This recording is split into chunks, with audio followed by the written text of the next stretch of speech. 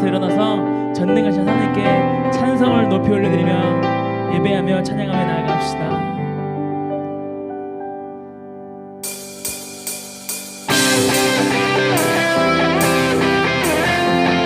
전능하신 하나님을 찬양합니다. 우리가 함께 진 하나님을 찬양합니다. 우리가 주님 앞에 기쁨으로 찬송하며 나아갑시다.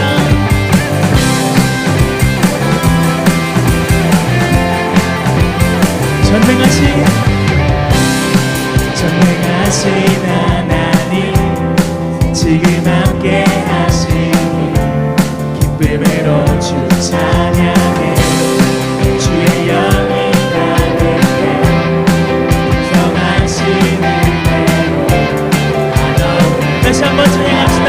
전능하신 하나님 전능하신 하나님 지금 함께 하시니 기쁨으로 주 찬양해 주의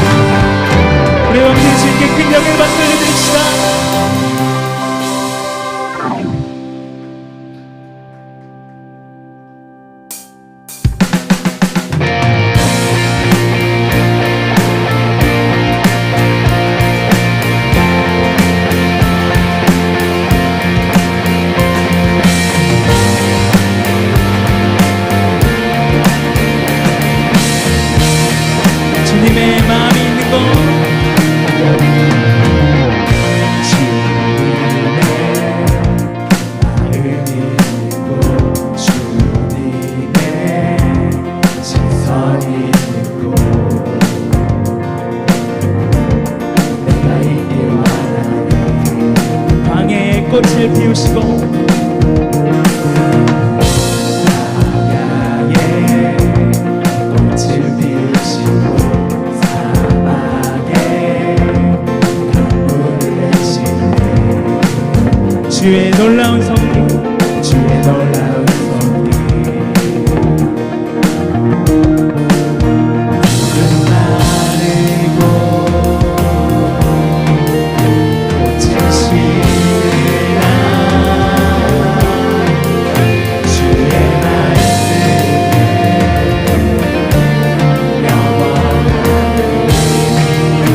전능하신 주 전능하신 주 거룩하신 왕 주님의 말씀 이루십니다. 이루시네. 나의 맘 주의 성전이 되어 영원한 주의 말씀을 향해 주의 마음 있는 곳으로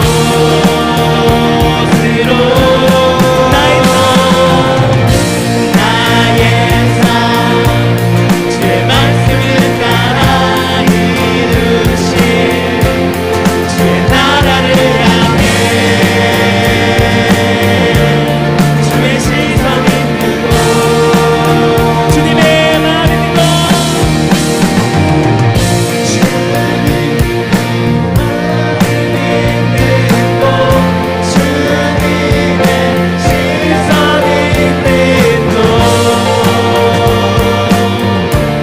내가 있기만 하네. 주님의 마음 있는 곳 주님의 마음 있는 곳 주님의 시선 있는 곳 내가 있기 다시 한번 찬양합시다. 주님의 마음 있는 것 주님의 마음 있는 곳 주님의 시선 있는 곳 내가 있길 원하네.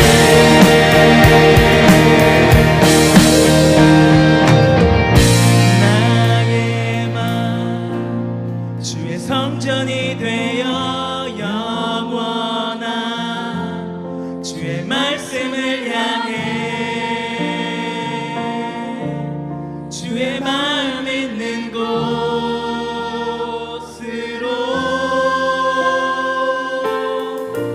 나의 삶 주의 말씀을 따라 이루신 주의 나라를 향해 주의 시선 다시 한번 찬양합시다. 나의 마음 주의 성전이 되어 나의 마음 주의 성전이 되어 영원한 주의 말씀을 향해 주의 마음 있는 곳으로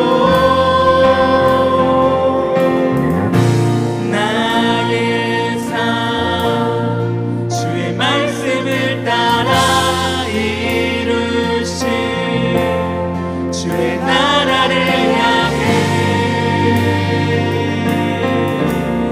주의 시선인 우리의 목소리로 주님의 마음 있는 곳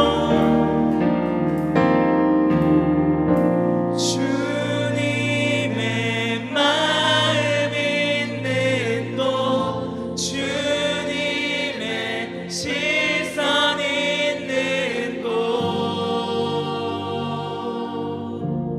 내가 있길 원해. 우리 마지막으로 주님의 마음 있는 곳, 주님의 마음 있는 곳, 주님의 시선 있는 곳, 내가 있길 원하네.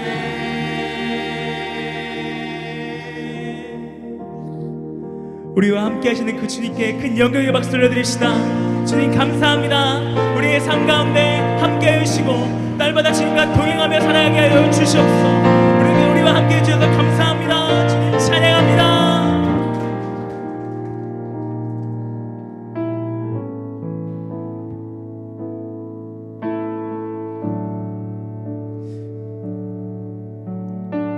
이 시간 처음 하는 찬양인데 가사를 잘 묵상하면서 우리 함께 찬양하면 좋겠습니다. 주 예수의 얼굴을 구하며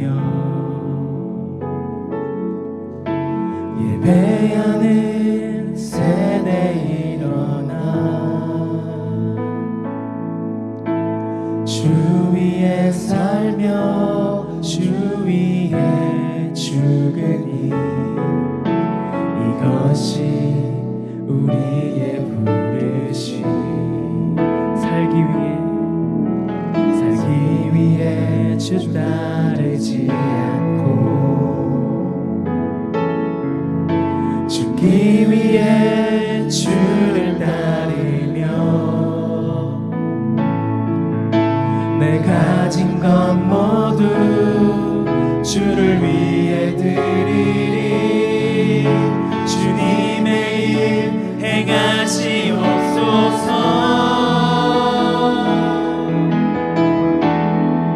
다시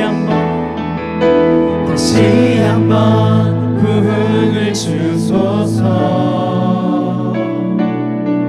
주의 나라가 이 땅에 다시 세워지는 그 영광을 우리 보게 하소서. 주 예수의 영광을. 우리 처음부터 찬양하며 나갑시다. 주 예수의 얼굴을 구하며 예배하는 세대 일어나 주 위에 살며 주 위에 죽으니 이것이 우리의 부르심.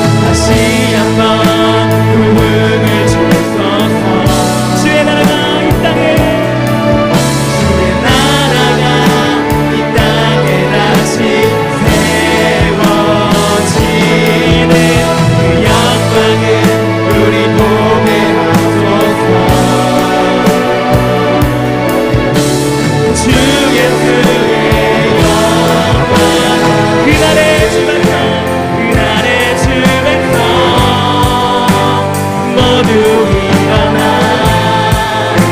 주님의 교회를 세워가리라. 모든 열방이 주께 무릎 꿇고 주님을 높일세 주님을 높일세.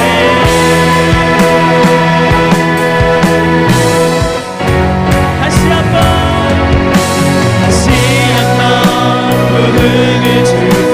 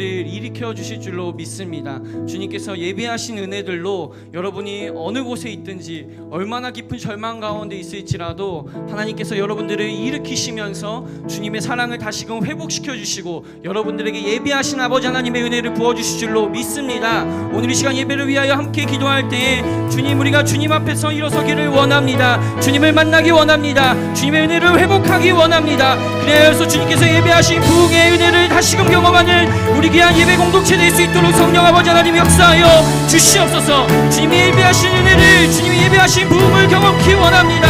주님 홀로 역사하여 주시옵소서. 이러한 기도점을 가지고 우리 예배를 위하여 주님의 이름 한번 부르짖으며 간절한 마음으로 기도하며 주님 앞에 나아갑니다. 주여,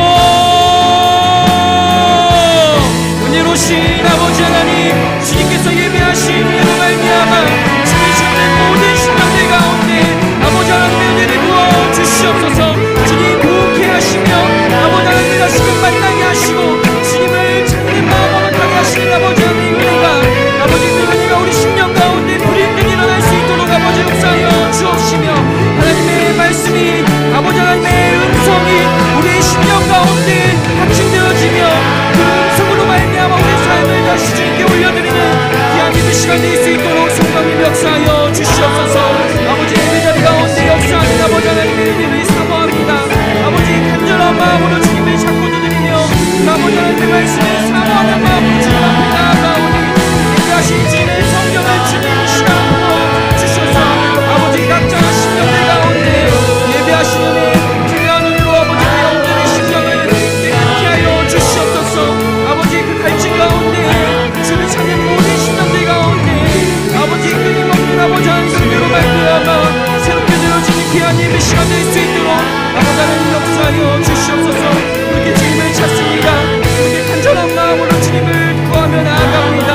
아버지 하나님 모든 심령들 가운데 예배하신 주님의 은혜와 크신 성령의 은혜로 말미암아 아버지 그 말씀이 우리 가운데 살아 숨쉬는 귀한 공동체 될 수 있도록 성령님 인도하여 주시옵소서.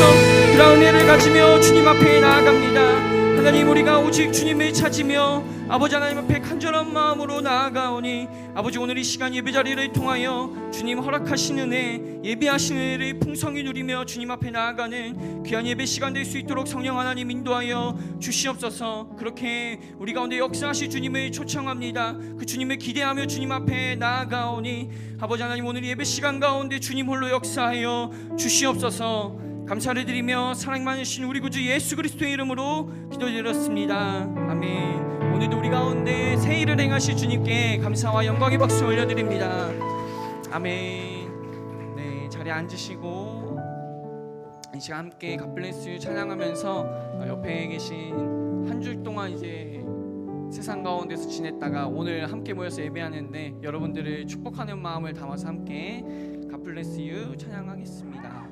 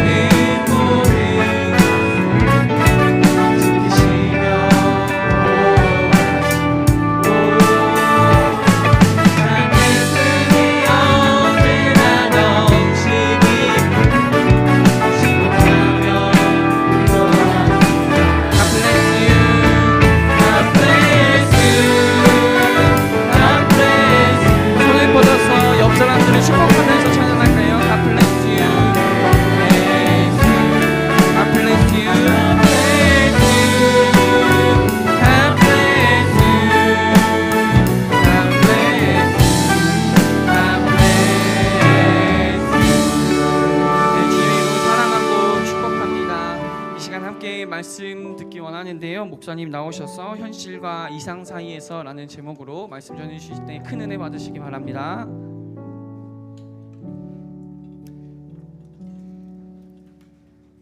오늘 예배 끝나고 수모임 끝나고 축구가 있다고 얘기 들었는데 그쵸?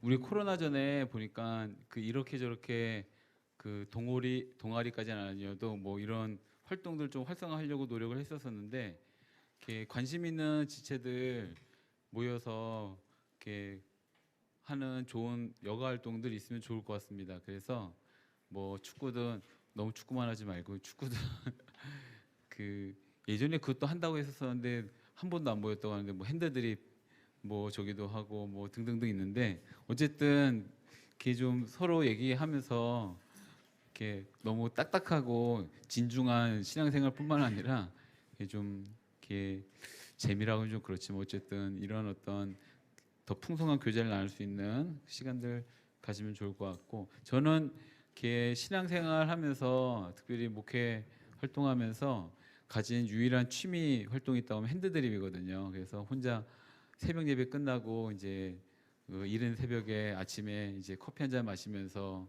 이렇게 마음을 정돈시키는 일을 좀 많이 했었는데 많은 이렇게 도움이 되는 것 같아요. 그러면서 묵상도 많이 하고 그래서 여러분들도 좀 이렇게 그럴 수 있는 빡빡한 또 공허한 그 시간들을 채울 수 있는 약간의 이렇게 삶의 재미들을 찾을 수 있었으면 좋겠습니다.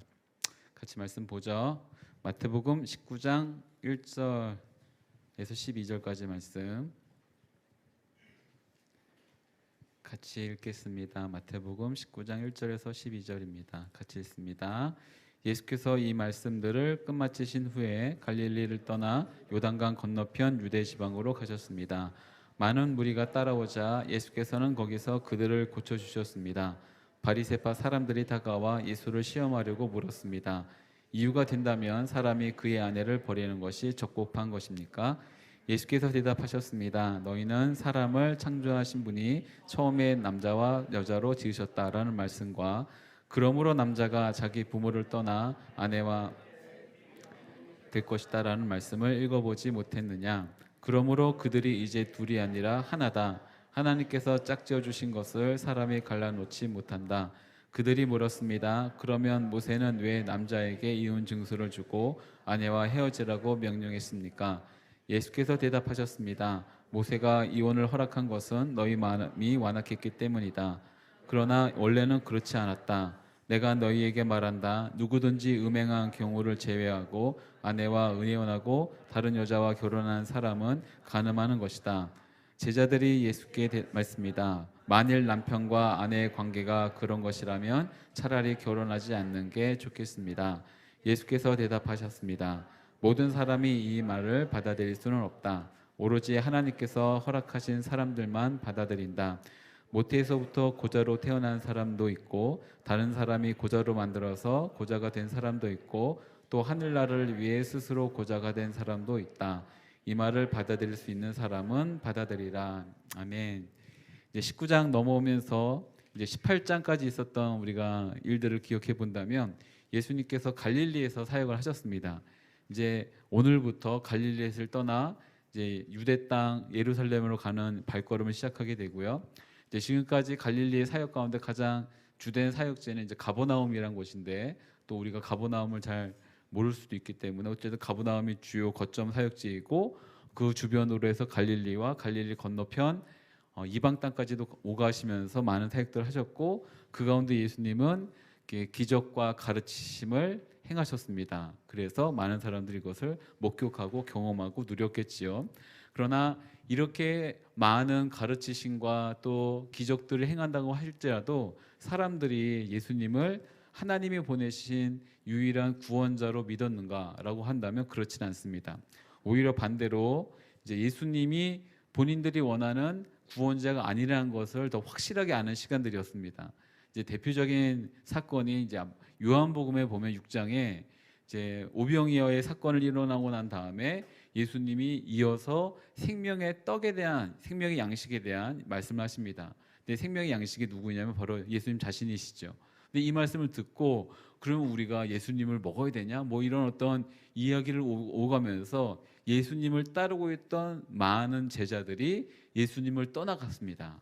이제 그 사건이 요한복음 6장에 이제 말미에 나오게 되고 그러면서 이제 소수의 지금 현재까지 같이 다니는 제자들이 이게 남게 되었고 그때 예수님이 제자들 중에 얘에게 물어보십니다. 너희도 나를 떠나라고 하느냐라고 하니 예수님이 그때 하셨던 말씀, 예수님께 그때 베드로가 대표로 나와서 고백했던 귀한 요한복음에 나오는 귀한 이제 신앙의 고백이 있거든요. 그때 고백이 무엇이냐면 영생의 말씀이 여기 있사오니 우리가 어디를 가겠습니까? 라고 하면서 이제 마태, 마가, 누가에서 복음에서 나오는 이제 예수님에 대한 신앙 고백과는 좀 다르지만 이제 영생의 말씀이 영원한 생명의 말씀이 여기 있습니다. 그러니 우리가 어딜 가겠습니다라고 하는 귀한 고백이 나왔던 것이 이제 요한복음 6장에 있는 내용입니다. 예수님은 자신이 이제 육신의 양식이지 않고 영혼의 양식이라는 것을 알려주셨는데 이제 사람들은 영혼의 양식이 아니라 육신의 양식을 원했죠. 그냥 내 육체의 이 배고픔을 채워줄 수 있는 빵을 원했던 것뿐입니다. 이 말은 정치적으로건 군사적으로건 경제적으로건 사회적으로건 예수님은 그들이 원하는 어떤 구원자 메시아가 아니었던 거겠지요. 그 반대로 지금까지 이제 남아 있었던 제자들은 그래도 끝까지 남아 있습니다. 물론 제자들이 예수님에 대한 온전한 이해를 갖고 지금까지 쫓아왔는가라고 말한다면 그렇진 않습니다. 그럼에도 불구하고 제자들은 예수님을 따라오고 있죠. 요한복음에 보면 또 이런 얘기가 있습니다. 베드로가 이제 예수님이 하는 것에 대해서 이제 질문을 붓고 나갔을 때 아마도 예수님이 베드로에게 했던 그 말씀을 제자들도 다 들었기 때문에 그 말씀을 붙잡고 오지 않았을까 싶습니다. 요한복음에 보면 이런 말씀이 있는데요. 나의 하는 것, 예수님이 하는 것을 내가 지금은 알지 못하나 이후에는 알게 되리라. 이제 이 말씀을 들으면 지금은 우리가 다 알 수는 없지만 언젠가 예수님이 그분의 자비하심과 은혜를 통하여서 깨닫게 해주시겠구나라는 것들을 어렴풋이 붙잡고 여기까지 왔을 것입니다. 이제 이 말씀을 잠깐 나누면서 우리에게 필요한 것이 있다고 한다면 지금 당장의 완벽한 어떤 이해나 납득이 아니라 잠잠한 어떤 신뢰함으로 어떤 믿음과 순종으로 기다리는 것이 우리가 가져야 될 중요한 신앙의 모습이란 거겠죠. 의탁과 헌신이라는 것을 우리가 만약 해야 된다고 하면 그것은 이해가 아니라 믿음과 신뢰로 하는 것입니다. 그렇기 때문에 예수님은 그렇게 믿음과 신뢰로 나오는 제자들과 함께 지금까지 오고 계셨고 예수님을 떠나지 않았던 이들이 이제 예수님과 함께 마지막으로 예루살렘을 행하는 길을 선택하는 것입니다. 그리고 이 여행은 마지막 여행이 될 것이고 이 여행의 끝에 예수님은 예루살렘에서 십자가에 달리시게 될 것입니다. 이런 어떤 시작입니다. 1절과 오늘 읽었던 말씀 19장 1절과 2절 말씀을 같이 다시 읽죠. 1절과 2절입니다. 시작. 예수께서 이 말씀들을 끝마치신 후에 갈릴리를 떠나 요단강 건너편 유대 지방으로 가셨습니다. 많은 무리가 따라오자 예수께서는 거기서 그들을 고쳐 주셨습니다. 예수님이 갈릴리에서 행하셨던 치유 사역들 그리고 많은 기적 사건들은 이제 많은 소문이 나 있던 상황이기 때문에 예수님이 어디를 가거나 예수님에 대해서 이제 이렇게 저렇게 반응하는 것들이 많았겠지요. 그래서 예수님이 어디를 가건 간에 많은 사람들이 모여들었습니다. 그리고 예수님은 그렇게 모여든 사람들에 대해서 귀찮아하지 않으시고 모든 사람들을 대해 주시고 만나 주시고 아버지의 마음으로 그 긍휼하심으로 품어 주시고서 이제 치유해 주시고 하셨던 거겠지요. 이것은 아무리 강조해도 지나치지 않는 내용입니다. 왜냐하면 예수님을 만난다는 것은 굉장히 중요한 일입니다. 우리의 인생 가운데 굉장히 중요한 이야기는 예수님을 만나는가 만나지 못하는가에 있다는 거겠지요. 이제 19장 20장까지 예루살렘에 입성하기 전까지의 모습을 이제 다루게 됩니다. 19장 20장은 그런 모습인데 이제 이 말씀 안에서 이제 예전에 한두 번에 걸쳐서 설명한 적이 있는데 성경은 하나님께서 직접 최종적으로 편집한 책이다. 이제 책이란 것에 대해서 조금 이렇게 할 수 있지만 어쨌든 최종적으로 편집한 것이다라고 말을 할 때 그 말은 하나님이 우리에게 필요한 것들만 넣어주셨다는 것을 말한다는 거겠죠. 이것을 제가 설명하기 위해서 누가복음과 요한복음 20장에 있는 말씀들을 몇 번 설명했었습니다. 기억하시나요? 예수님께서 행하시는 것들은 더 많이 있는데 우리의 믿음을 위해서 이렇게 셀렉트된 최종적으로 선택된 것들만 우리의 손에 쥐어진 것이다 라는 것을 설명드린다고 한다면 지금 우리가 보고 있는 것들은 누군가를 위한 것이 아니라 바로 우리를 위한 것이고 여기 있는 내용들은 다 우리를 위한 것이다 라는 것을 기억하면서 특별히 19장 20장에서는 일상에서의 관련된 주제들 특별히 예수님의 길을 따라가고 있을 때 그 길에서 부딪히게 될 어떤 도전들 아니면 여러 가지 일상에서의 어떤 삶의 문제들을 다루게 됩니다. 몇 가지 주제들이 있는데 오늘은 표면적으로는 결혼의 신성함입니다. 결혼의 신성함. 오랜만에 결혼 주제가 나와갖고 벌써 이제 마음속으로 밀어내는 분들과 마음속으로 기대하는 분들이 있겠죠. 어쨌든 결혼의 신성함. 두 번째로는 신분에 대한 것, 그리고 재물에 대한 것, 보상에 대한 것, 서열에 대한 것, 그리고 하나님의 가치, 모든 것을 뛰어넘는 어떤 하나님 나라의 가치에 대한 것들, 그리고 이것을 공유하고 있는 제자들의 공동체로서의 어떤 삶에 대해서 다루는 어떤 내용들을 우리가 보게 될 것입니다. 첫 번째가 이제 결혼에 대한 문제인데 분명 이슈는 이혼이지만 그러나 실제적으로는 결혼에 대한 문제라고 이제 살펴보면 좋을 것 같습니다. 3절부터 6절까지 오늘 읽었던 말씀 같이 다시 읽도록 하죠. 3절부터 6절입니다. 시작. 바리새파 사람들이 다가와 예수를 시험하려고 물었습니다. 이유가 된다면 사람이 그의 아내를 버리는 것이 적법한 것입니까? 예수께서 대답하셨습니다. 너희는 사람을 창조하신 분이 처음에 남자와 여자로 지으셨다라는 말씀과 그러므로 남자가 자기 부모를 떠나 아내와 연합해 둘이 한 몸이 될 것이다라는 말씀을 읽어보지 못했느냐? 그러므로 그들이 이제 둘이 아니라 하나다. 하나님께서 짝지어 주신 것을 사람이 갈라놓지 못한다. 아멘. 오늘 함께 나누려는 아주 중요한 주제는 제목입니다. 오늘 나누는 제목이 현실과 이상의 사이인데 이것이 결혼의 어떤 현실과 이상의 사이는 아닙니다. 이제 절대 그건 아니지만 그럼에도 불구하고 결혼이라는 주제가 나왔기 때문에 여러분들이 곧 머지않아 빨리 결혼하시기를 축원합니다. 아멘이 없어요 이게. 요즘에 자꾸 비혼주의자, 만혼주의자가 많아지기 때문에 여러분 모두 다 조만간 곧 머지않아 빨리 결혼하기를 바랍니다. 아멘. 왜 아멘 안 해요? 두 번이나 다시 했는데 이게 여러분이 좀 이따 설명하겠지만 결혼이 뭐 나의 힘과 능력과 상황으로 된다고 생각하면 안 돼. 그러면 우린 평생 동안 결혼이라는 걸 못 해요. 그러니까 결혼은 선택이고 결정입니다. 결정하는 거, 난 결혼할 거야. 결정하세요. 뭐 되겠어 이렇게 의심하지 말고 결정하십시오. 그러면 이제 머지않아 여러분에게 그런 귀하고 복된 소식이 올 텐데 어쨌든 결혼한다고 할 때 남자가 자기 부모를 떠나입니다. 여자가 자기 부모를 떠나지 않고 남자가 자기 부모를 떠나. 제가 지금까지 본 많은 커플들 중에 남자가 자기 부모를 떠나지 못해서 아내와 연합하지 않아 일어나는 많은 문제들을 봅니다. 그러니 특별히 이 자리에 있는 많은 모든 남성들 가운데 말합니다. 남자는 그 부모를 떠나 아내와 연합하는 겁니다. 부모와 떠나지 못하고 또 아내와 연합하지 못하니 늘 문제가 일어납니다. 이제 그러니 남성들은 부모를 떠나 아내와 연합하고 그 연합했을 때 하나가 된 것입니다. 좀 이따 다시 한번 설명하지만 하나가 된 것이에요. 이혼한다고 하면 그럼 원래 너와 내가 남남이었으니까 떨어져서 남남으로 살아가는가? 그렇지 않습니다. 하나가 됐으니 이혼하게 되면 반쪽이 되는 겁니다. 갈라지는 거죠. 그래서 큰 아픔과 상처만 있을 뿐입니다.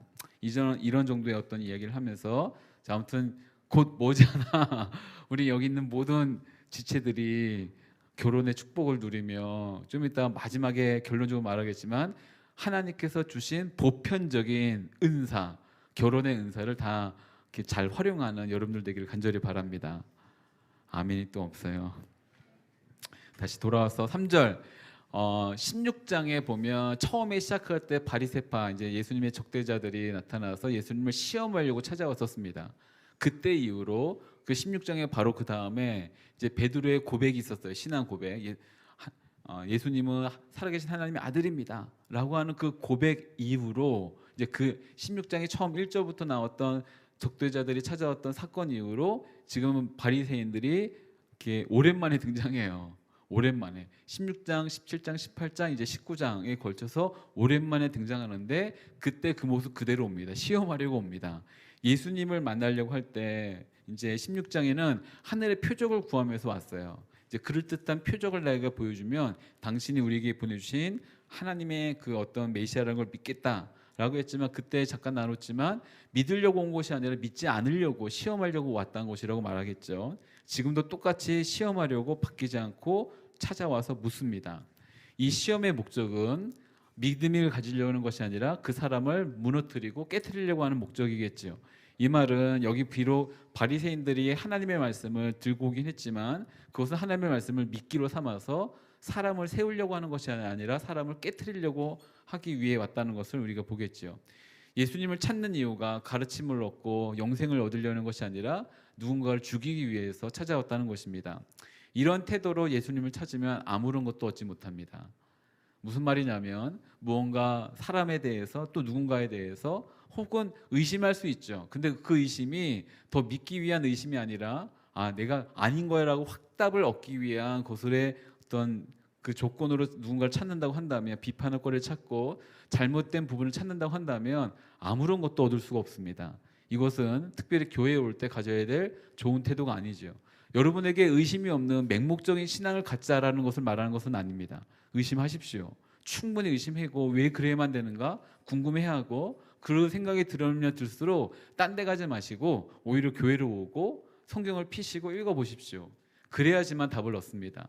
여러분 먼저 이런 생각을 갖고 있는 유사한 사람들에 찾아서 그 사람들의 의견을 듣는다고 한다면 아무런 도움이 되지 않습니다.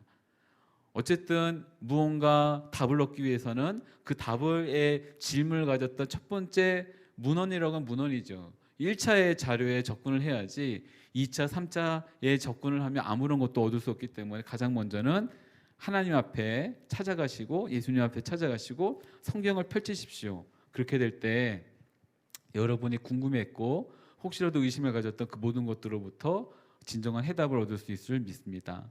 특별히 교회에 올 때 아무리 좋은 시스템이 있다 할지라도 좋은 건물이 있건 우리 교회가 좋은 건물은 아니죠. 이게 너무 크게 나가면 안 되는데 어떤 좋은 건물이 있고 이렇게 피해 받지 않을 수 있는 저희가 월세 그런 거는 아니잖아요. 우리 교회이고 우리 건물이고 하다 보니까 이제 이렇게 안정되게 예배드릴 수 있고 또 함께 예배할 수 있는 많은 멋진 찬양팀도 있고 할지라도 예수님을 찾지 못할 때, 예수님에 알아가지 못할 때, 의심하면서 뭔가 꼬투리를 잡으려고 할 때 우리 아무것도 얻지 못하고 이제 돌아가게 될 것입니다.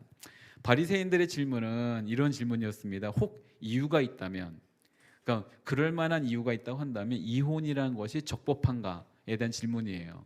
근데 이 질문을 우리가 이해할 수 있을 만한 질문을 바꿔놓는다면, 혹 이유가 있다면 이제 이혼하는 것이 적법한가라는 거겠죠. 이것에 대해서 단순하게 답을 할 수도 있지만, 오늘 유대인들, 이 적대자인 바리새인들과 예수님이 하시는 말씀을 상황을 봐서 이 말씀을 굉장히 빙빙 꼬고 굉장히 넓은 상황으로 확장시켜서 해석하고 적용하고 여러분과 도전하는 시간을 잠깐 갖고자 합니다. 두 사람의 질문과 답변, 이 두 부류, 예수님의 답변과 바리새인의 질문은 모두 다 성경적인 근거를 갖고 있습니다. 바리새인들은 신명기 이제 24장 1절의 말씀에 기반하고 있고, 예수님은 창세기 1장과 2장의 말씀에 기반하고 있습니다. 둘 다 하나님의 말씀에 기반을 하고 있는데, 근데 접근 방법이 다릅니다. 그리고 그 일 때문에 일어나는 해석하고 적용하는 방법이 다르겠지요. 바리새인들은 일단 자신들이 갖고 있는 생각이 맞다는 것을 주장하기 위해서 이제 하나님의 말씀의 일부분을 단편적으로 사용하고 있는 모양인 것이고요. 두 번째로 예수님은 이 다가온 시험에 대해서 이기기 위해 하나님의 말씀을 말씀하신 것입니다. 언제나 드리는 말씀이지만, 시험이라는 것이 찾아올 때 예수님은 다른 것으로 그 시험을 이겨내지 않으시고 오직 하나님의 말씀으로만 그 시험을 이겨내십니다. 그것도 기록된 하나님의 말씀으로 시험을 이기십니다. 예수님이 바로 그 순간 아버지 하나님께 말씀을 받아서 선포해도 전혀 어색하거나 이상하거나 부족하지 않지만, 그럼에도 불구하고 예수님은 늘 언제나 동일하게 기록된 하나님의 말씀으로 시험을 이기십니다. 이 말은 예수님은 철저하게 하나님의 기록된 말씀을 계속해서 보셨다는 것입니다. 그 말씀을 보셨기 때문에 그 말씀을 사용하셔서 유혹을, 시험을 이겨내신다는 거겠죠. 사랑하는 여러분 가운데 시험과 유혹에 찾아올 때 그 순간 눈을 감고 어떻게 하면 좋아요? 하는 것도 물론 필요하긴 하지만, 그러나 시험이 오기 전에 여러분 가운데 가져야 될 가장 중요하고 좋은 어떤 신앙의 태도가 있다고 한다면 하나님의 기록된 말씀을 가까이 하십시오. 저는 머리가 그렇게 좋지 않아서 말씀이 암송이 잘 되지 않습니다. 괜찮습니다. 제가 예전에 한번 이런 예를 들었는데, 돌에다가 새기면 안 지워져요. 근데 새기려면 한 번, 두 번에서는 안 새겨집니다. 수십 번, 수백 번, 수천 번 하십시오. 예전에 어떤 지체가 저에게 자기는 로마서를 20번 정도 읽었는데 이제 로마서를 무슨 말씀인지 알 것 같다고 말하더라고요. 그래서 저는 난 로마서를 수백 번 읽었는데 아직 그 말씀이 뭔지 모르겠다고 했습니다. 수백 번, 수천 번 읽으십시오. 그러면 그 말씀이 어느샌가 여러분 심령에 새겨집니다. 그리고 정말 위험한 순간에 시험이 찾아왔을 때 내가 다른 것을 이겨내지 않고 기도하면서 그 말씀 붙들고 이겨낼 것을 믿습니다. 그러기 위해선 시험이 오지 않는 지금쯤에 여러분의 삶을 뒤집을 만한 험한 풍파와 큰 유혹과 시험이 찾아오기 전에 그 말씀을 가까이 하십시오. 그리고 그 말씀을 여러분 심령 가운데 새기십시오. 그리고 그 말씀으로 예수님과 같이 시험을 이겨내는 여러분들 되기를 간절히 바랍니다. 어쨌든 다시 돌아와서 바리새인과 예수님의 이 말씀을 갖고 다루는 이 문제 가운데, 하나님께서 창조하셨을 때 말씀을 갖고 예수님은 이제 대적자들 이 바리새인들과 이제 말씀을 싸우게 됩니다. 이제 싸운다기보다는 이제 다루게 되는데, 하나님이 창조하셨을 때 주셨던 그 말씀이 창세기 1장과 2장의 말씀인데, 이 1장과 2장의 말씀을 오늘 설교 주제 제목에 따른다면 이제 이상입니다. 하나님이 전 세계와 모든 인류, 모든 만물을 만드시고 났을 때 주셨던 이상이죠. 비전이죠. 남과 여가 한 몸을 이루며 또한 연합된 모습으로 아름답게 살아가는 것, 이상입니다. 그런데 죄란 것이 우리 안에 들어오게 되고, 그리고 죄에 노출된 우리의 삶 가운데 이미 발생되게 된 많은 사건들이 있는 겁니다. 이제 이상적인 세계와 이상적인 어떤 최초의 처음의 모습과 죄로 말미암아 시작된 인간의 현실의 문제 가운데 일어나게 된 여러 문제들 가운데 그 중에 하나가 이혼인 겁니다. 자, 신명기쯤 왔어요. 신명기쯤 왔습니다. 신명기쯤 오니까, 신명기는 언제쯤이면 모세가 이제 가나안 땅에 들어가기 바로 전에 본인은 들어가지 못하고 출애굽 2세대, 이제 1세대는 다 죽고 2세대만 남아있는 상황 가운데 하나님의 말씀에 대한 역사 회고와 우리가 어떻게 여기까지 왔는지를 알려주고, 그리고 처음에 주셨던 그 말씀을 이제 개정 보증하면서 이제 이렇게 하셨던, 재해석하면서 주셨던 말씀들이 신명기 말씀인 거예요. 시간이 많이 지났죠. 근데 시간이 많이 지나니 지금 일어난 이 광야 2세대 안에서도 일어난 문제가 무엇이냐면 보니까 이혼이 많아진 거예요.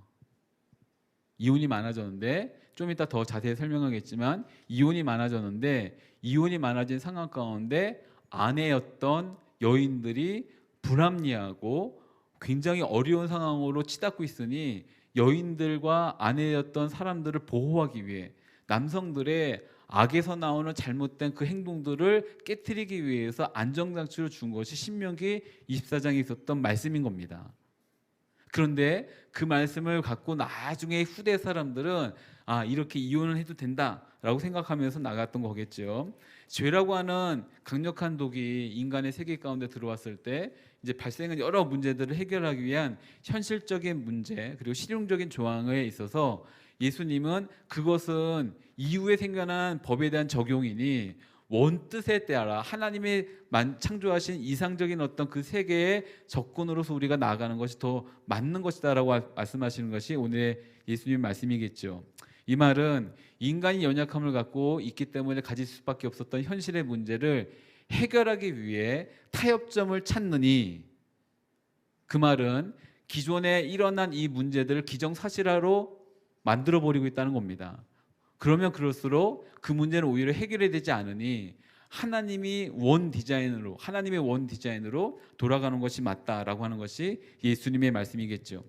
이 말을 좀 복잡하게 한다면 이 이혼이란 이슈보다도 더 중요한 것이 그 근간에 깔려있는 굉장히 중요한 원리와 원칙이 무엇인가라는 것입니다. 잘못된 상황을 다루는 법조문을 찾을 것이 아니라 인간이 처음 창조된 그 원 디자인을 찾고 그 원칙과 원리대로 나가는 것이 맞다는 거겠죠. 서양 속담에 이런 말이 있습니다. 죄인이 악법을 만든다 라고 하는데, 사실 죄인은 바람직하지 못한 윤리를 만들어내지요. 그냥 이 정도만 하면 괜찮지 않을까라고 하면 가까스로 이 무너지는 어떤 인생의 벽들을 이제 나가서는 법칙들만 만들어낼 뿐입니다. 그러나 하나님 나라의 윤리는 악에 대한 것에 대해서 수용하고자 가는 것이 아니라 그것을 거부하고 최상의 것이 무엇인가를 알고 그것을 가치 있게 살아갈 수 있는 삶에 대해서 말하는 것이 참된 신앙인의 모습이겠죠. 그렇기 때문에 사랑하는 여러분 가운데 일단 가장 먼저 결론적인 얘기를 한다면, 인생에 있어서 타협점을 찾으려고 하나님의 말씀에서 그럴듯한 어떤 나에게 도움을 줄 수 있는 말씀을 찾아내려고 한다면, 그러면 결코 그 말씀이 여러분에게 힘이 되지 않을 것입니다. 물론 그렇다고 해서 이상만을 추구하고 살 것인가, 뭔가 막 이렇게 현실과는 조금 동떨어진 듯한 그런 생활의 규칙들을 나의 기본으로 삼고 살아야만 되는가 라고 질문한다면, 여러분 스스로가 그에 대한 해답을 가져야지 이것에 누군가 대신 결정을 내려줄 수 있는 부분은 아니겠죠. 다만 우리가 내리고자 하는 그 해답, 갖고자 하는 그 해답이 창조주의 목적에 따라서 살고자 하는 것인가, 아니면 나의 삶에 있어서 적절한 타협점과 뭔가 이렇게 하고자 하는 노력으로 살아가고자 하는 것인가라에 대한 진지한 고민을 해야 될 필요가 있습니다. 몇 번을 인용하는 사람의 말인데, 프랑스의 철학가이자 사상가인 폴 브루제라고 하는 사람이 있습니다. 이제 폴 브루제라고 하는 사람이 이런 말을 남겼어요. 무슨 말이냐면, 여러분들이 힘써 당신들이 생각하는 대로 살고자 하지 않는다면 머지않아 곧 당신들은 살아가는 대로 생각하게 될 것이다. 물론 그는 기독교인은 아니지만 굉장히 인간의 본성을 정확하게 꿰뚫은 말을 하죠. 여러분이 생각하는 대로, 여러분이 갖고 있는 그 가치와 무언가대로 살아가려고 힘써 노력하지 않는다면 인간은 곧 머지않아 여러분들이 살아가는 그대로 생각하는 것으로 여러분의 생각과 가치를 떨어뜨린다는 겁니다. 사람들이 살아왔던 역사는 이것의 반복이죠. 어떻게 하면 우리의 죄를 조금 더 그럴듯하게 포장할 것인가, 인간의 어떤 욕심을 조금 더 그럴듯하게 타협을 가지면서 죄를 안 지은 것처럼 만들 것인가로 만들었다는 거겠죠. 아주 어려운 이야기이겠지만 시대가 지나건 많은 문화가 바뀌건 간에 이혼을 하는 이유, 사별이 아니라 이혼을 하는 이유는 대부분 인간의 욕심 때문입니다. 이런 성격 차이예요 말하잖아요. 원래 성격은 안 맞았어요. 원래 성격이 안 맞거든요. 근데 그 성격이 안 맞는 것을 갖다가 처음에는 몰랐다가 이제야 알았다라고 말하는데 그렇지 않습니다. 다만 그때나 지금이나 달라진 것은 내 욕심이 커지고 내 마음대로 나의 주도권이 내 마음대로 되지 않기 때문에 이제 하는 거겠죠. 이기심 때문에, 자기 중심 때문에 이혼을 하게 되는 것을 알았기 때문에 이에 대해서 보호하기 위해서 모세가 이제 이혼이라는 증서를 줘야 된다라고 말했던 거겠죠. 사랑하는 여러분 가운데 문제 해결을 위한 방법과 법도 필요합니다. 필요 없다는 얘기를 하려는 거 아닙니다. 필요하기 때문에 모세도 이제 계속해서 적용하면서 여러 가지 법들을 더 많이 말했겠지요. 그리고 이것이 목회적으로건 여러분의 신앙 생활이건 실제적인 일상의 삶이건 도움이 된다는 것은 사실입니다. 그러나 이미 문제가 발생한 상황을 해결하기 위한 말씀이었던 그 신명기의 법을 갖고 그 문제를 해결하려고 한다면 아까도 말했지만 그 답은 주어지지 않을 것입니다. 문제는 해결되지 않을 것입니다. 오히려 바뀌지 않는 기정사실이 될 것이고, 그리고 그것이 우리 삶에 합리화하는 어떤 도구로서 이제 하나님의 말씀을 사용하게 되겠죠. 신명기의 문제 해결이 아니라, 문제 해결이 우리가 필요한 것이 아니라 하나님이 원래 가지신 본래 뜻과 계획은 무엇인가를 아는 것이 중요한 거라고 예수님 우리 가운데 말씀해 주시는 것입니다. 신명기의 말씀에 이혼을 수락하는 상황이 이제 수치스러운 일이에요. 이제 말씀을 조금 가볍게 하기 위해서 자꾸 이제 진지해지고 무거워지니까, 이제 신명기에 모세가 수치스러운 일을 했을 때 아내가 남편은 이혼 증서를 줘서 이제 이혼을 해도 된다라고 하는데, 도대체 사람들 가운데 오랜 시간 동안 이 수치스러운 일이 무엇인가 의견이 분분했어요. 여러분들 생각하기에 남편이, 일단 여성에게는 그만큼 힘이 없기 때문에 남자 쪽에서 생각하기에 수치스러운 일은 뭘까요? 굉장히 많겠죠. 근데 그때 당시, 예수님 당시에 사람들은 이렇게 했습니다. 정결치 못한 의미로 봤었어요. 이거는 굉장히 보수적이고 좋은 사람들이에요, 그나마. 근데 급진적으로 가는 사람들은 이렇게까지 갑니다. 아내가, 있는 구문입니다. 아내가 음식을 좀 태우거나 음식을 좀 태우거나 그러면 수치스러운 일이 된 거예요. 그럼 이혼을 증서를 써서 이제 이혼해도 된다라고 말했던 사람도 있고, 혹은 남편이 아끼는 접시를 깨트린다거나, 그럼 이게 수치스러운 일이 되어서 이제 이혼을 시킨다거나, 어떤 사람은 좀 더 급진적으로 간 사람은 이렇게까지 나옵니다. 그가 현재 아내보다 더 아름다운 여인을 발견했을 때, 지금 내 아내는 나에게 수치스럽다라고 말하면서 그 아내와 현재 아내와 이혼을 시킬 수 있다라고 말하는 사람들 생겨난 거예요. 더 예쁜 여자를 발견했을 때 이혼할 수 있다라고 말하는 랍비들도 있었던 겁니다. 근데 그 랍비가 그냥 이게 뭐 두 번째, 세 번째 류가 아니라 사람들한테 명망 있는, 인정받는 그런 랍비였던 거예요. 자, 이 말을 들으니까 이혼하는 이유가 뭐라고요? 욕심을 합리화시키는 도구로서 이 하나님의 말씀을 이용한 거죠. 수치스러운 일은 이런 거야. 근데 이 사람의 말이 그럴듯하게 느껴지니까 그 말이 지금 딱 들으면 이제 말 같은 말입니까? 아니죠. 근데 그 말에 동조한 수많은 남자들이 왜 그 말을 동조했을까요? 자기들도 이혼하고 싶으니까, 더 예쁜 여자랑 만나고 싶고, 이렇게 쨍글쨍글 거리고 이런 거 싫고, 음식 못하는 여자 싫고 하는 거니까 이렇게 잘못된 욕심을 합리화시켰던 것들을 보게 됩니다. 자, 이제 일상에서 일어난 일들인데, 하나님이 부모를 떠난다는 것에 대해서 여러분 각자가 공공 곱씹어 보십시오. 부모를 떠나, 부모가 그에게 줬던 사랑에서도 떠나야 되고, 그게 해줬던 음식에서도 떠나야 되고, 뭐 여러 가지 의미가 있겠죠. 그 떠나 아내와 한 몸을 이루고 연합한다는 것을 예수님이 다시금 상기시켜 주신 것이겠죠. 하나님의 계획은 나눠짐이 아니라 연합입니다. 분열과 다툼이 아니라 서로 세워줌과 섬김이죠. 우리에게 필요한 것은 문제 해결을 위한 합리화가 아니라 하나님의 창조 질서의 회복입니다. 그렇기 때문에 예수님은 이제 신명기적 관점이 아니라 창세기적 관점으로 하나님의 원뜻이 무엇인가를 깊이 묵상하라고 말씀해 주신 거겠죠. 그랬더니 이제 또 묻습니다. 이제 마태복음 19장 7절에서 9절까지 말씀입니다. 7절에서 9절입니다. 같이 읽죠. 시작. 그들이 물었습니다. 그러면 모세는 왜 남자에게 이혼 증서를 주고 아내와 헤어지라고 명령했습니까?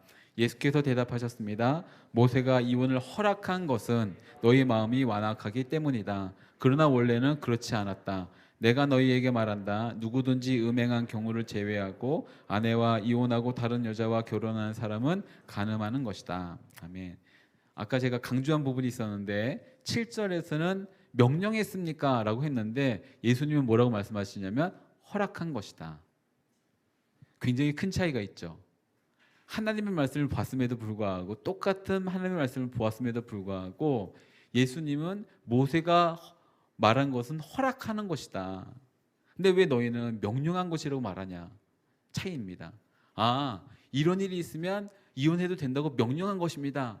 라고 오랜 시간 동안 이 사람들이 믿었다고 한다면 예수님이 그걸 완전히 뒤집어 놓으시죠. 무슨 말이냐? 명령한 것이 아니라 너희들의 그 완악함, 마음의 완악함, 그 죄악 때문에 일어나고 있는 이 깨어짐들을 보호하기 위해서 허락한 것뿐이다 라고 하는 것이겠죠.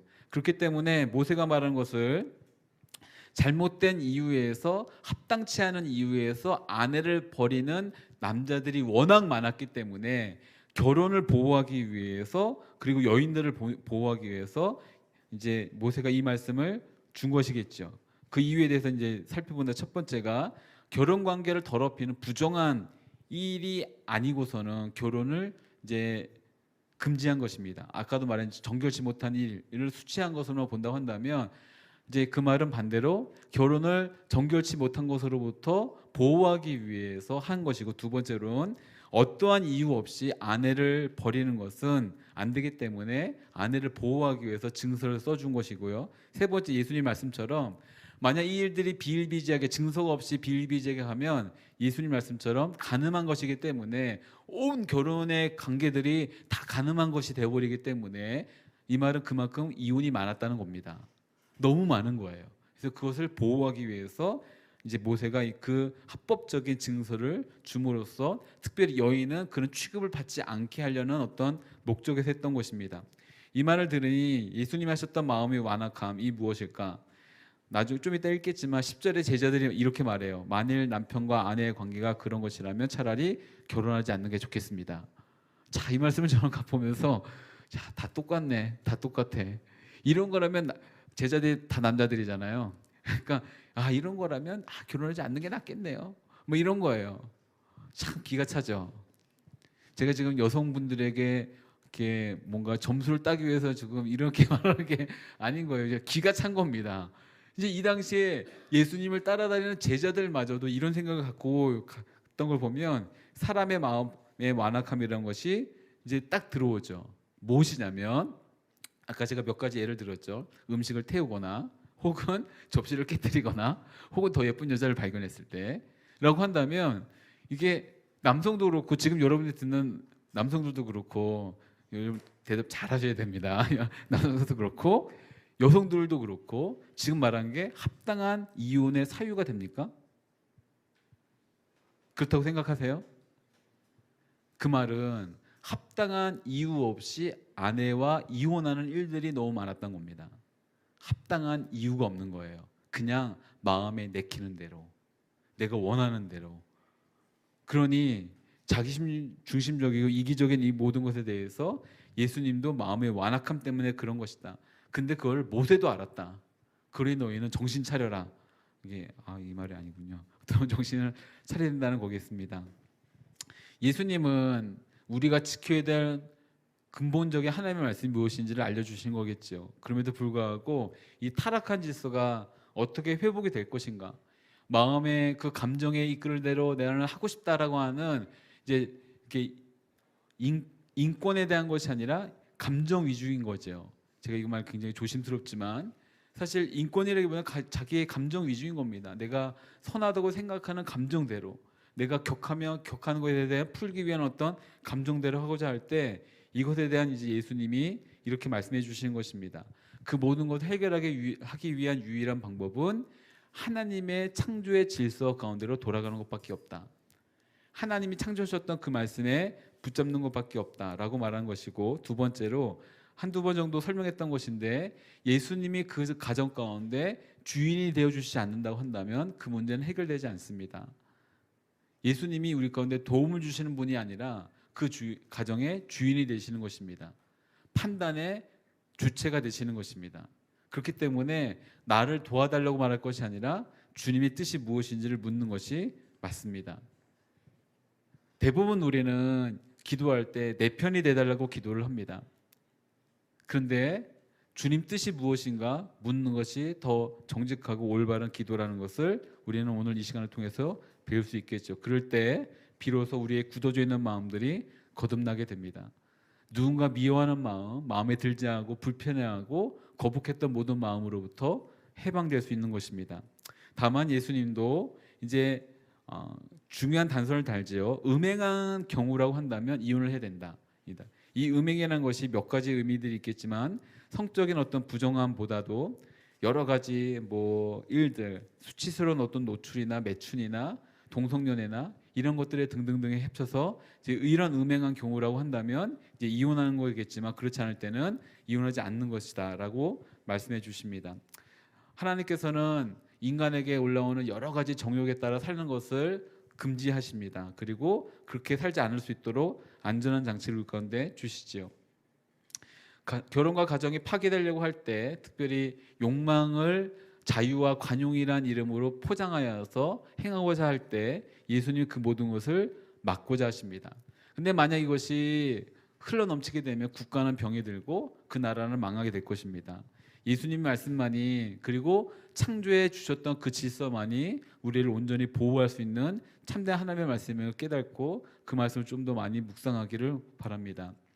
결혼 이야기가 나왔으니까 이제 빠뜨리지 않고 해야 될 얘기가 있어서 이제 제가 결혼 주제를 꽤 많이 했습니다. 이제 어쩌다 보니까 목사이다 보니까 꽤 많이 했어요. 그래서 한 13년 전부터 너무 어린 나이부터 결혼 주제를 한 거예요. 목사니까. 그래서 몇 번에 처음 시작할 때는 아니라고 굳고 부인을 했는데 나중에는 이제 하게 됐고 결국은 많이 하게 돼서 요즘에 이제 거의 안 하지만 예전 정말 많이 했던 것 같아요. 그래서 결혼주를 하면서 또 할 때마다 결혼하게 되는 커플들을 상담하고 또 이런저런 시간을 오랫동안 가지면서 했던 이야기들이 있습니다.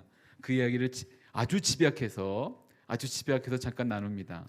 결혼을 할 때 이제 결혼에 대한 의미를 알아야 되기 때문에, 결혼은 두 사람이 사랑했기 때문에 결과로서 하게 되는 것이 아니라 사랑하려고 하는 것입니다.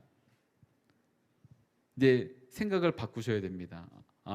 우리가 이만큼 뜨겁게 사랑했으니 이제 사랑의 결실로서 결혼을 하는 거야 라고 생각하면 안 되고, 반대로 사랑하기 위해서 결혼하는 겁니다. 이제 결혼은 사랑의 시작입니다. 결혼 이전까지 가졌던 사랑이라고 하는 감정은 결혼하고과 동시에 아주 빠른 시간에 깨질 겁니다. 제가 들었던 최고의 주례가 있는데, 제가 존경하는 선배 목사님이 결혼 주례 하시는데, 그분 이제 나이가 많으신 목사님이세요. 그분이 결혼 주례할 때 이렇게 말씀하시더라고요. 두 사람이 너무 행복하게 해맑게 웃고 있으니까 막 좋아요 물어봤어요. 좋아요. 그러니까 막 고개를 끄덕이면서 좋다고 막 그러고 있으니까 그 주례하셨던 목사님 웃으시면서 그거 오래 안 가요 하더라고요. 6개월 안 갈 거예요. 하는데, 근데 두 사람은 아니라고 고개를 돌렸지만 앉아서 또 수많은 어르신들 고개를 이렇게 끄덕였어요. 이 얘기는 무엇이냐면, 사랑이라고 하는 감정은 오래가지 않습니다. 오래가지 않을 건데, 어쨌든 사랑했기 때문에 결혼하는 것이 아니라 사랑하기 위해서 결혼하는 겁니다. 다시 한번 말씀드리지만 결혼은 사랑의 열매가 아니라 사랑의 시작입니다. 씨앗인 거예요. 이 말을 말하면서 이제 사랑을 끝까지 해야 되는데, 사랑하면서 하고 서로가 다른 것을, 성격이 다른 것을 발견할 때는 사랑할 수 있는 기회로 삼아야지 싸울 수 있는 기회로 삼으면 안 된다는 것을 당부를 합니다. 서로 맞지 않을 때 내가 이기는 쪽으로 흘러가지 말고 사랑하는 쪽으로 가십시오. 여러분에게 당부해요. 이거는 결혼과의 문제뿐만 아니라 결혼 문제뿐만 아니라 인간과의 인간 문제 관계의 문제겠죠. 예전에 몇 번 들었던 비유 혹시 기억하시나요? 여러분 못 들은 사람도 있기 때문에 한 번 더 한다면 이렇게 저와 아내가 이제 아이가 3명이나 있으니까 보통 의견 나눔을 하겠죠. 이제 제 얘기는 아닙니다. 예, 저는 100% 아내를 신뢰하고 믿고 순종하기 때문에 이제 이런 일이 일어나지 않는데 어쨌든 보통의 가정에서 일어나는 일들은 이런 겁니다. 자녀가 양육함에 있어서 남편과 아내가 아빠와 엄마가 서로 다른 의견을 갖습니다. 어쩔 수가 없어요. 같은 의견을 갖는 케이스가 거의 없어요. 서로 달라요. 근데 환경 쪽이든 아니면 정신 쪽이든 아니면 또 다른 어떤 의미든 아무튼 접근 방법이 다릅니다. 그러다 보니까 의견을 나누면서 시작을 하게 되죠. 이 방법이 좋다, 이 방법이 좋다, 이렇게 하자 저렇게 하자 하다가 비단 자녀 문제뿐만 아니라 어떤 상황이나 사건에 대해서 문제가 생겼을 때 해결하는 것에서 접근하는 방법이 다르죠. 근데 시작하다 보면 이렇게 시작해서 어느 순간쯤 가면 일어나는 일은 무엇이냐면 이제 그 일에 대해서 옳게 아니면 좋은 방향으로 해결하고자 하는 것보다 지금 내 방법이 좋다, 당신은 틀렸다를 갖고 싸우게 되더라고요. 이 말 이해되나요? 지금 이 문제를 해결해야 되는데 아니면 자녀를 잘 양육해야 되는데 그 문제보다는 내가 옳고 너는 틀렸어. 내 방법이 맞는 방법이고 네 방법은 아닌 방법이야. 이거 갖고 싸우다가 결국에 그 싸움이 끝이 어떻게 되냐면 이렇게 끝나죠.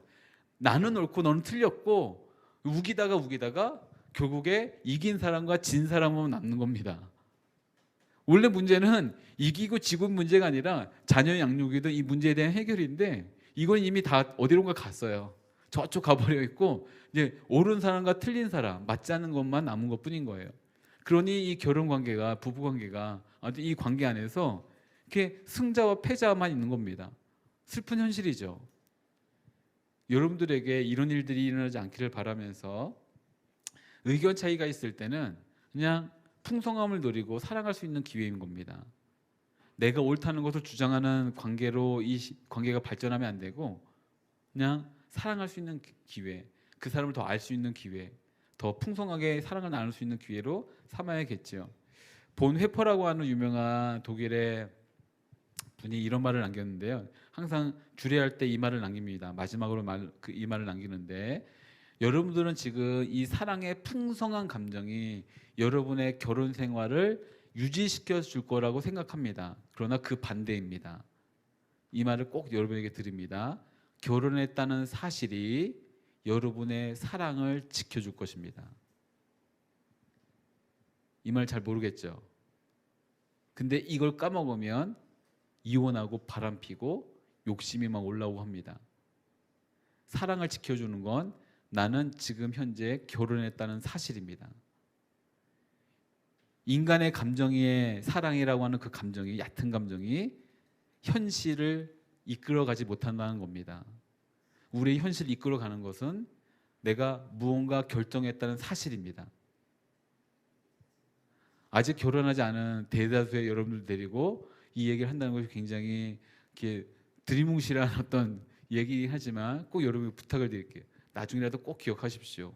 여러분의 갖고 있는 그 사실이 여러분의 현실을 끌고 가줄 것입니다. 저는 이 똑같은 말을 나중에 이렇게도 합니다. 여러분 신앙 상담할 때 이렇게도 합니다. 세례를 받는 이들에게 여러분의 신앙이 너무 좋아서 세례를 받는 것이 아니라 세례를 받았다고 하는 그 사실이 여러분의 신앙을 지켜줄 겁니다. 무슨 말이냐면 감정에 따라 움직이지 않고 여러분이 이미 결정한 그 사실로 여러분의 삶에 이끌어가는 것을 내어드리십시오. 오늘 읽었던 말씀 19장 10절에서 12절까지 말씀 같이 봅니다. 10절에서 12절입니다. 시작. 제자들이 예수께 말했습니다. 만일 남편과 아내의 관계가 그런 것이라면 차라리 결혼하지 않는 게 좋겠습니다. 예수께서 대답하셨습니다. 모든 사람이 이 말을 받아들일 수는 없다. 오로지 하나님께서 허락하신 사람들만 받아들인다. 모태로부터 고자로 다른 사람이 고자로 만들어서 고자가 된 사람도 있고 또 하늘나라를 위해 스스로 고자가 된 사람도 있다. 이 말을 받아들일 수 있는 사람은 받아들이라. 제자들의 반응이 아주 재밌는 것 같아요. 저는 이 말을 갖다가 몇 가지 한번 인간적인 생각으로 이렇게 번역을 해봤습니다. 제자들이 이혼하려는 생각을 갖고 있었던 것인가? 지금 제자들이 꽤 많은 수가 결혼했던 것 같아요. 어쨌든 이혼하려는 생각을 갖고 있었던가, 아니면 도망갈 수 있다고 생각하는 남자들의 이기적인 생각들을 제자들도 갖고 있었던 것인가? 아, 내가 아내가 마음에 안 들면 그래, 사람들 다 그렇게 이혼하니까 나도 똑같이 이혼해야지 라고 생각했던 것인가? 아니면 그 시대의 모든 남성들이 누리고 있었던 기득권을 포기하고 싶지 않았던 것인가? 아니면 결혼 생활 자체가 이렇게 골치 아픈 것이라고 한다면 차라리 하지 말라고 하는 게 더 좋은 것인가? 이런 어떤 여러 가지 생각들이 들더라고요. 이제 이 말씀을 보면서 결혼은 하지 않는 것이 좋겠다, 결혼은 소용이 없다, 필요 없다, 좋지 않다라고 번역이 되더라고요. 이 말씀에 이제 결혼하지 않는 게 좋겠습니다라는 말을 이제 거기 있는 단어를 봤다가 소용이 없다, 필요가 없다, 좋지 않다. 그러니까 이제 어쨌든 제자들마저도 이제 그 당시에 어떤 기류에 대해서 벗어나고 싶지 않았던 것 같습니다. 오늘날 우리에게도 이런 반응들이 나오지요. 하나님의 말씀에 이제 원칙이 딱 주어지니까 오랜 시간 동안 청년들과 젊은 분들과, 저도 젊지만 만나서 부딪혔던 말씀들은 대부분 들었던 이야기는 이런 겁니다. 그렇게 살기 너무 힘들어요. 꼭 그렇게까지 살아야 됩니까? 눈 한 번 감으면 되고, 그 정도는 죄라고 말하기 쉽는 거 아닌 것 같고, 그 정도로 적당히 살면 안 되는 겁니까? 예전에 제가 한 10년 전쯤에 한 어떤 청년부의 지체들하고 나누는데, 그 지체가 이렇게 하더라고요. 너무 힘들다고 죄 안 짓고 사는 거, 그리고 너무 힘들다고 말하더라고요. 그래서 원칙에 대한 얘기를 하면 목사님은 직장 생활 해봤냐고 라고 하더라고요. 이렇게 접근하면 더 이상 할 얘기가 없겠죠. 그럼에도 불구하고 속으로 목사들과의 관계가 일반 직장하고 다를 거라고 생각하는 건 당신의 편견이야, 뭐 이렇게 해주고 싶었지만 이제 그건 농담인 거고. 예.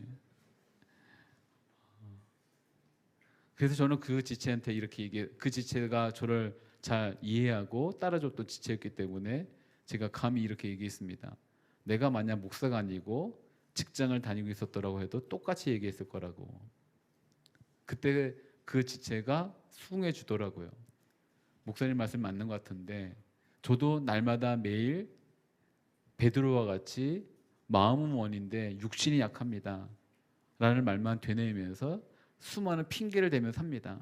나의 삶의 이 현실들을 적당히 합리화하고 싶은 그런 생각들이 듭니다 라고 하더라고요. 그런데 다행인 것은 예수님이 이런 제자들의 반응을 책망하시기보다 부정적인 방향에서 긍정적인 방향으로 바꿔주십니다.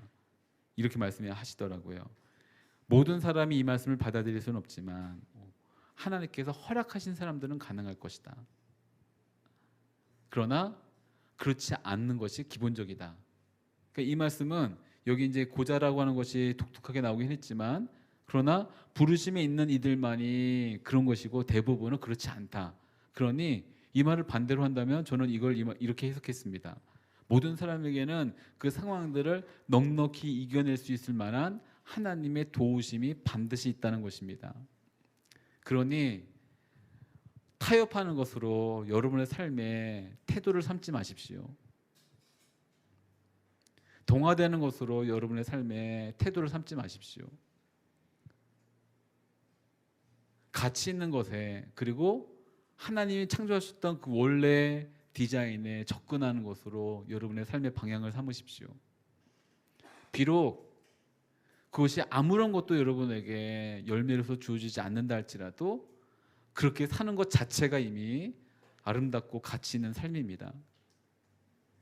이미 찌그러져 있고 깨어진 현실을 적당한 타협점을 찾고 적당하게 동화되려고 하고 적당하게 어떻게 핑계를 삼으려고 하는 노력이 있을 때부터 이미 끝난 겁니다. 사랑하는 여러분 가운데 젊은이라고 한다면, 청년이라고 한다면 오히려 그 반대에 도전하는 정신을 갖고 나아가기를 간절히 바랍니다. 마지막으로 전혀 연관이 되진 않지만 혹시 이 말씀을 보면서 나도 혹시 홀로 사는 것으로 주님의 부르심이 있는가? 라고 잘못된 계시를 받는 분이 혹시 계시다고 한다면 그 말씀을 받았다라고 저는 그렇게 생각해요라고 들잖아요. 그러면 이미 그 부르심이 여러분에게 주어지지 않은 거예요. 왜냐면 지금 갈등 상황이 온 거잖아요. 갈등 상황에 왔다는 얘기는 여러분 그 부르심을 받지 않았다는 거예요. 아시겠죠? 예, 그 부르심을 받은 사람은 갈등 자체가 오지 않습니다. 그러니 이제 그런 부르심을 받은 사람은 극소수란 것과 고민하지 말고 빨리 결혼할 생각을 하십시오. 결정을 하셔갖고 알콩달콩 예쁘게 사시는 여러분 되기를 간절히 바랍니다. 굉장히 이상한 걸로 결혼해 주셨지만 같이 찬양하고 기도하겠습니다. 시선이란 찬양인데요. 내게로부터 눈을 들어 주님을 보기 시작할 때 주의 일을 보겠네. 내 작은 마음 돌이키사 하늘의 꿈을 꾸게 하시네. 주님을 볼 때 이제 모든 시선을 주님께 드립니다. 상황과 문제에 대한 해결을 위해서 그 문제에 초점을 맞추는 것이 아니라 하나님께 나의 초점을 맞추고 이제 성령께서 이끌어 가실 것에 대한 기대함으로 나갑니다라는 마음으로 함께 이 찬양 드리면서 우리의 삶을 의탁하면서 같이 나가길 원합니다. 같이 찬양합니다.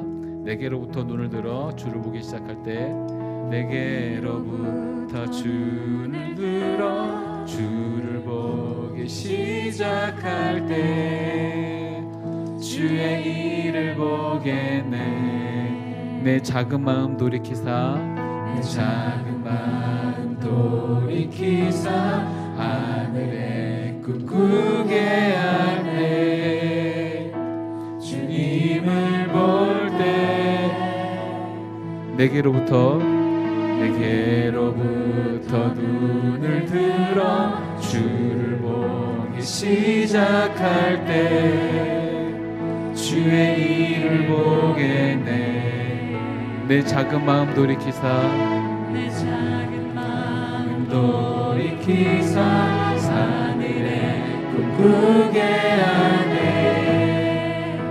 주님을 볼 때 모든 시선을 주님께 드리고 살아계신 하나님을 느낄 때 살아계신 하나님을 느낄 때 내 삶은 주의 역사가 되고 삶은 주의 역사가 되고 하나님이 일하기 시작한 성령이 나를 변화시켜 모든 두려움 사라질 때 성령이 나를 변화시켜 모든 두려움 사라질 때 주의 일을 보겠네. 주의 일을 보겠네. 광대한 땅 한가운데서 주님만을 알게 되니 주님을 모든 시선을 주님께 드리고 모든 시선을 주님께 드리고 전능하신 하나님을 느낄 때 하나님을 느낄 세상은 주의 나라가 되고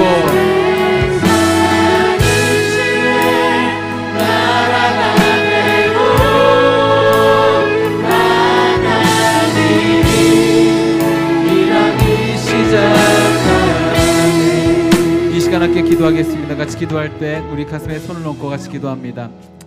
문제 해결을 위해 나의 상황을 내 그 시선을 맞출 때는 아무런 일도 일어나지 않습니다. 아무런 것도 우리가 해답을 얻을 수 없습니다. 그런데 우리가 시선을 받고 하늘을 바라보며 주님께서 원하셨던 참된 뜻이 무엇인지 하나님의 기록된 말씀 앞에 나아갈 때 진정한 그 힘을 얻을 수 있는 것입니다. 상황과 그 문제를 이겨낼 수 있는 힘을 얻게 되는 것입니다. 만약 이 힘이 없다고 한다면, 이 힘이 우리 가운데 주어지지 않는다고 한다면 우리는 문제 앞에 좌절할 수밖에 없습니다. 사랑하는 여러분, 이 시간 함께 기도할 때 주님, 우리 가운데 믿음의 눈을 허락하여 주옵소서. 주님을 바라보게 하여 주옵시고 기록된 주의 말씀 가운데 아멘 아멘 아멘 하며 순종하며 나가는 결단이 있게 하여 주옵시고 그 말씀으로 말미암아 우리 가운데 마땅히 이겨낼 수 있는 힘들이 주어질 수 있도록 성령 하나님 함께 하여 주옵시고 역사하여 주옵소서. 주님의 나라를 보게 하여 주옵시고 하나님 주님의 역사가 일어나는 것을 볼 수 있도록 성령 하나님 우리를 인도하여 주옵소서. 함께 기도하며 나가며 같이 기도하겠습니다. 오 사랑하는 주님, 이 시간 우리의 시선을 주님께 드립니다. 이 시간 우리의 삶 가운데 역사하시며 하나님 관심을 갖고 살펴주시는 주님의 그 만져주심을 구하며 나갑니다. 우리 가운데 주셨던 그의 주의 말씀이 무엇인지 그 말씀 붙들고 나아갑니다.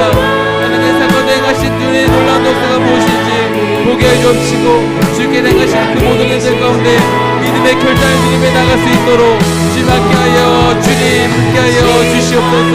하나님 그렇게 주 앞에 내야 되는 모든 순간들마다 매 순간순간 주님의 우리와 함께 하심을 구하며 주님께 마땅히 우리 삶의 주인이심을 고백하며 하나님의 왜곡된 우리 삶 가운데 오직 주님의 이신 무엇인지 그 말씀 붙들고 나가는 우리 삶이 될 수 있도록 성령 하나님 함께하여 주시옵소서.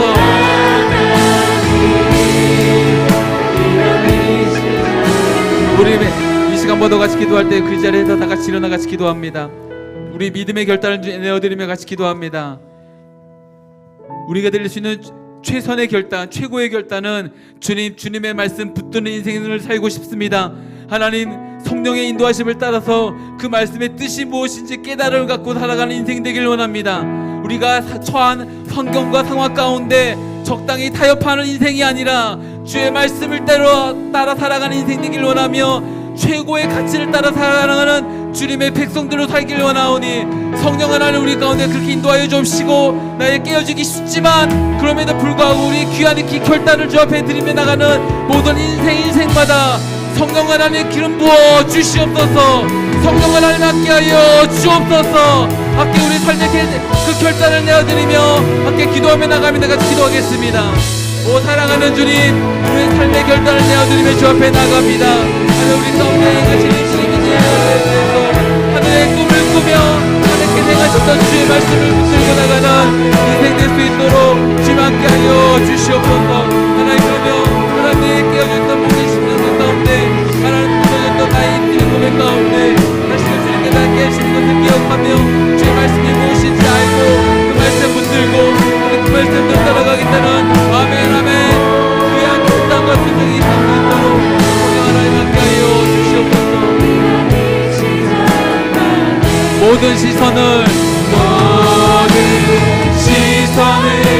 주님께 드리고 살아계신 하나님을 느끼 내 삶은 주의 역사가 되고 삶은 주의 역사가 되고 하나님이 모든 시선을 오직 주님께 드리고 모든 시선을 주님께 드리고 전능하신 하나님을 느낄 때 전능하신 하나님을 느낄 때 세상은 주의 나라가 되고 주의 나라가 되고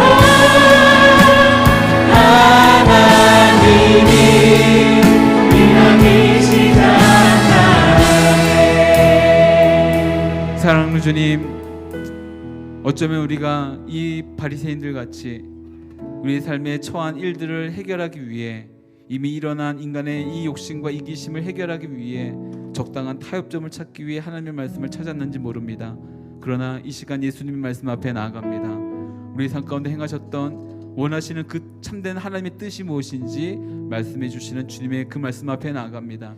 하나님 우리 삶 가운데 그 말씀 따라 살겠다는 도전이 있게 해 주옵시고 또한 그 도전에 알맞은 저는 우리 가운데 용기가 있게 해 주옵시고 하늘의 능력으로 덧입혀 주시사 날마다 주의 뜻을 따르며 주의 길을 걸으며 또 하나님의 나라를 경험할 수 있는 복된 주님의 자녀들 될 수 있도록 함께하여 주옵소서. 그 삶을 위해 우리의 삶을 온전히 의탁합니다. 또한 주님께 우리의 모든 것을 내어 맡깁니다. 또한 구별된 예물을 주 앞에 드리며 나갑니다. 주님 기뻐 받아 주옵시고 이것이 사용되어지는 모든 곳들마다 하나님의 나라가 나타나게 해 주옵시고 주님의 뜻이 온전히 회복되어지며 창조의 질서가 다시금 일어날 수 있는 은혜가 있게 하여 주옵소서.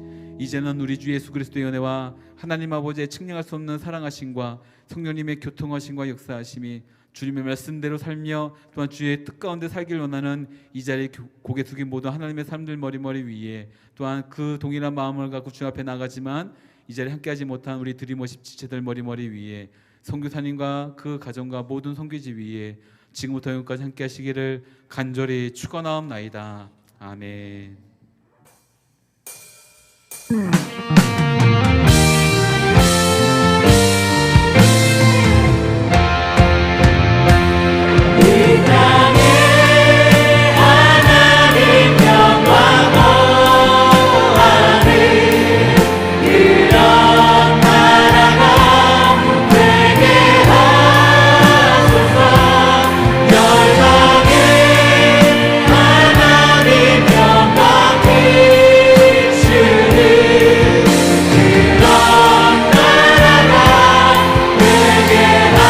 우리 마라나타 마라나타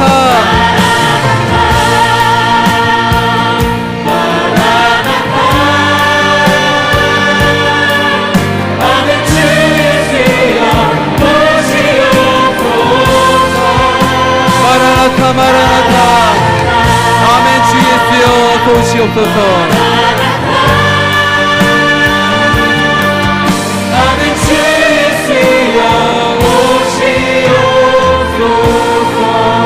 우리 하나님께 큰 감사와 영광과 돌려드립니다.